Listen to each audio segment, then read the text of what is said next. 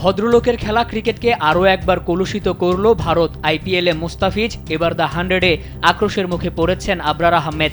পাকিস্তান জাতীয় দলের তারকা স্পিনারকে দ্য 100-এর নিলামে 1,90,000 পাউন্ডে কেনে Sunrisers Leeds.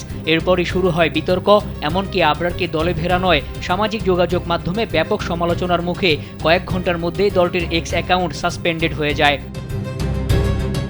The 100-এর franchise Sunrisers Leeds ও আইপিএলের ফ্র্যাঞ্চাইজি সানরাইজার্স হায়দ্রাবাদ চেন্নাই ভিত্তিক সান গ্রুপের প্রতিষ্ঠান। প্রথমবার অনুষ্ঠিত নিলামে উপস্থিত ছিলেন দলটির সহমালিক কাব্য মারান।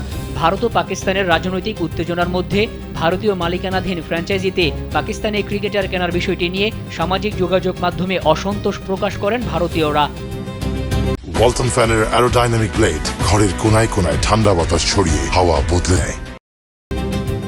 সানরাইজার্স লিডসের সহমালিক কাব্য মারানকেও ধুয়ে দিয়েছেন তারা।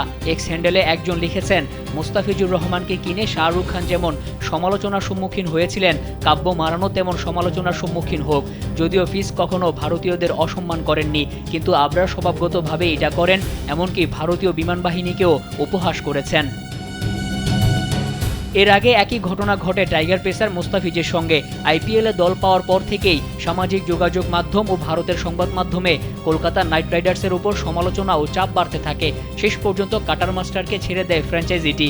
এই ইস্যুকে কেন্দ্র করে ভারতের টি-20 বিশ্বকাপে দল না পাঠানোর সিদ্ধান্ত নিয়েছিল বাংলাদেশ সরকার।